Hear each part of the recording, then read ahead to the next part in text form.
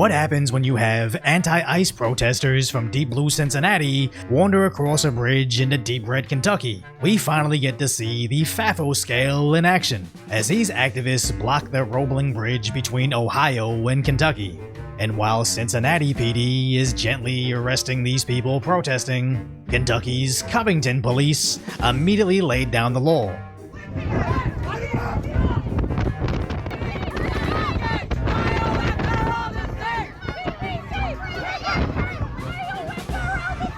Now, one copper started landing haymakers on a protester in a Cincinnati Reds cap, while this lady attacked the cops with her tactical slipper, as the K-9 cops were finally deployed. Now, what's interesting is how Kentucky's media reported on the arrests, versus how the liberal media highlights the Kentucky cops that beat protesters, simply demonstrating against the ICE arrest of a hospital chaplain, with Cincinnati's local outlets sensationalizing it. This is our country!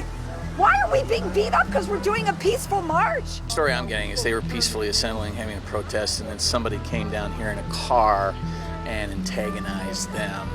And there was a confrontation between that driver and the protesters. He said, I'm American, and he just threw me down on the ground. I am 70 years old. This is my country. This is possibly the greatest illustration of culture clash, as plenty of liberal places would simply allow activists to block a bridge, but Kentucky is showing them this renaissance of justice, as they're simply bewildered at the idea that they will be forcefully arrested when taking over our infrastructure. As Cincinnati's local outlet covers a story, reporting how 13 were arrested by Kentucky's police for rioting, amongst other things, but framing it with, a car antagonized the peaceful protesters. Imagine you're just trying to get to work, and the unemployed hordes with nothing to do on a weekday afternoon start pounding on your vehicle while waving some other country's flag that has absolutely nothing to do with what they're protesting. As these activists are allegedly angry over a Cincinnati children's chaplain being arrested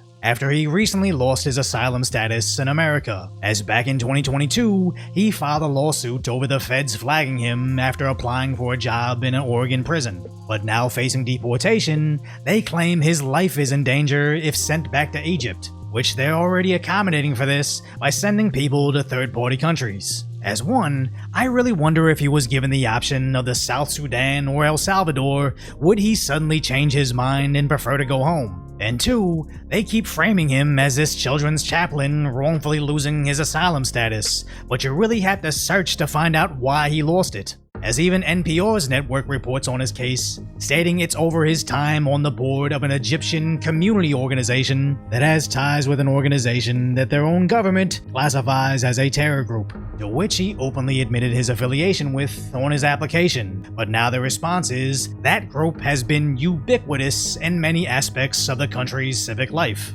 As honestly, I have no idea how that clears his name, other than possibly the most important aspect of this case is being conveniently omitted in most of the reporting. As why do all the headlines say children's chaplain, but nothing about the possible ties to terror attempting to get a position inside our prison system? Now, I understand their argument. They're framing this as a very loose connection to that organization.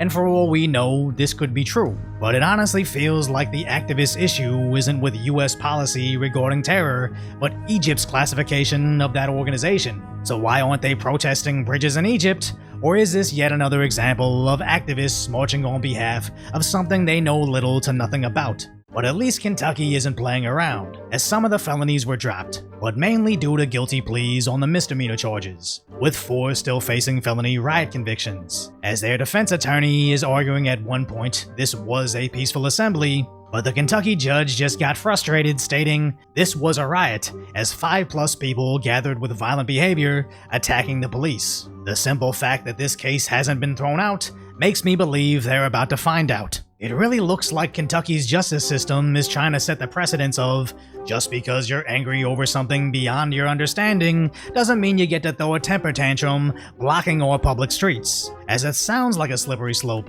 But there's a reason why in Florida, activists politely protest alligator Alcatraz from the safety of the side of the road, when liberal Los Angeles, California loses access to their freeways whenever the Democrats don't get their way. I've covered this third world phenomenon for years now, as sadly the only time the city sees law and order is when Trump deploys the Marines, or when there was mass looting during the lockdowns and the National Guard had to be installed before it stopped. But let me know if you think Kentucky will actually lock up these so-called activists, as some people think a felony conviction is too harsh, but I think it isn't enough. I think if you ever get arrested for activism, you should lose all access to public benefits, as a US taxpayer shouldn't be subsidizing this unemployed behavior. And if you got time to block a bridge on a Wednesday afternoon, you got time to get a regular job. Possibly on a farm. I heard a lot of them are hiring.